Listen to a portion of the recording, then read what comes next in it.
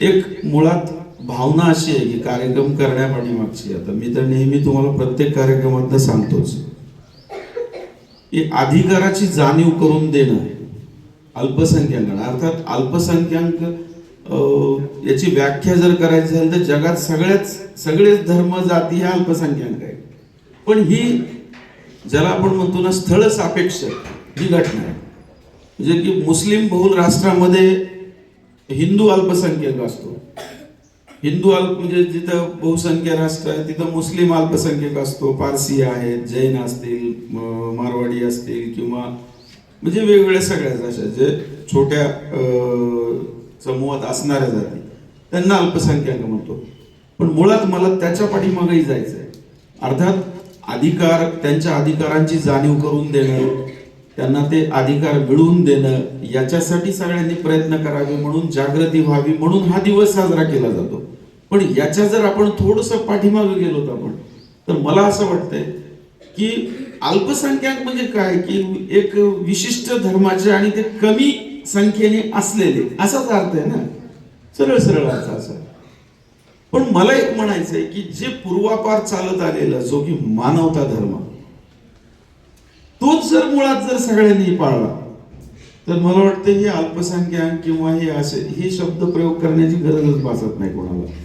आणि ज्या ज्या धर्माचा तुम्ही अभ्यास कराल त्या प्रत्येक धर्मामध्ये तुम्हाला मानवतावादच शिकवलेला आहे.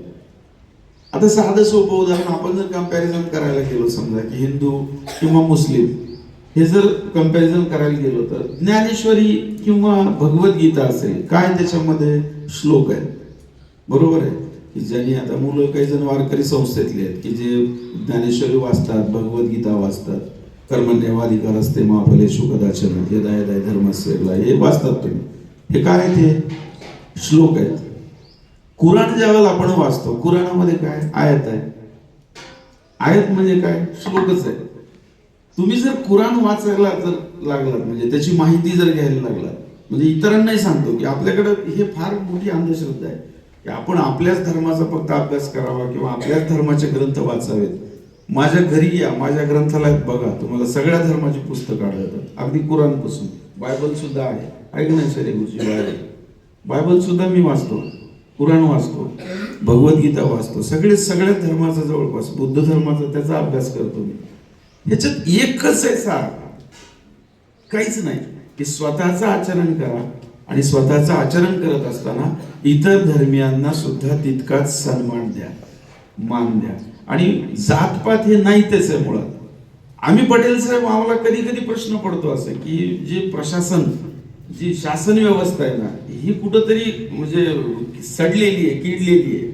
म्हणजे तिथं असं ब्रॉड माइंड माणसंच नाही तिथे. आम्ही 4थी 5वीच्या मुलांना आम्ही शिकवतो मानवाची उत्क्रांती, आणि त्याच मुलांना पुढे जाऊन लगेच आम्ही त्याला जातीबद्दल माहिती देतो.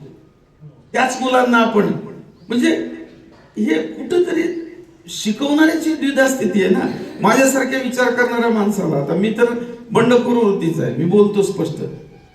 4थी 5वीला मानवाची उत्क्रांती शिकवायची आणि पुन्हा लगेच त्या मुलाला आपण जात विचारायची, अरे तुझी जात काय, मला हाजरीवर लिहायची. ते वाईट वाटतंय. आणि आणखीन एक मला एक वास्तव सांगायचंय की जिथं अंध अनुयायी मिळतात ना, ते धर्म लय स्ट्रॉंग चालतंय. हे ऐकायला कडवट आहे पण वास्तव आहे. सगळ्या धर्मात तसंच आहे. सगळ्या धर्मातल्या संतांनी, सगळ्या धर्मातल्या ज्येष्ठ माणसांनी केवळ आणि केवळ मानवतावाद शिकवलाय. आपण जर प्रत्येकाच्या मनामध्ये मानवतावाद जर ती ज्योत जर आपण पेटवत ठेवली ना, तर असे अल्पसंख्याक दिन साजरा करायची गरजच पडणार नाही. कारण तुम्ही दुसऱ्याचे अधिकार हिरावून घेण्याचा कधीच प्रयत्न करणार नाही. माणसानं कमवावं तरी किती है ना, लागतेच का आपल्याला की आपण कसं आहे, माझंच आहे आणि तुझंही माझंच आहे, ही प्रवृत्ती जोपर्यंत नष्ट होत नाही, एकमेका सहाय्य करू, अवघे धरू सुपंथ, टेक रिस्पेक्ट, गिव्ह रिस्पेक्ट, हे कृतीतून जोपर्यंत उतरत नाही, भाषणातनं नाही फक्त, कृतीतून जोपर्यंत उतरत नाही, तोपर्यंत समाजाला असे कितीही आपण दिन साजरे केले तरी फारसा फरक पडणार नाही. आपण शेजाऱ्यांच्या घरात बघायला शिकलं पाहिजे, इतरांना मदत करायला शिकली पाहिजे. कारण त्याला ती भावनाच निर्माण होऊ देणं हे पाप आहे खरं तर. की तुम्ही अल्पसंख्याक आहेत, ही भावना त्यांच्या मनामध्ये निर्माण होणं हे खऱ्या अर्थानं पाप आहे, म्हणजे माझ्या दृष्टीनं पाप आहे ते. आणि त्याचे गुन्हेगार खरं तर बहुसंख्य असणारा समाज त्याचा गुन्हेगार आहे. मुलांना आम्ही नेहमी तेच सांगतो की जातपात हे सगळी सबकुछ झूट आहे, अंधश्रद्धा आहे ती. काही नसते, सगळे आपण सोयरेच आहे. उगी फक्त एक आपण शिक्का लागलाय आपल्याला, तसं कुठलंही न मानता जर तुम्ही समाजामध्ये वावरलात तर तुम्हाला ना सवंगड्याची कमतरता पडणार आहे, ना सोबतीची कमतरता पडणार आहे, ना साथीची कमतरता पडणार आहे.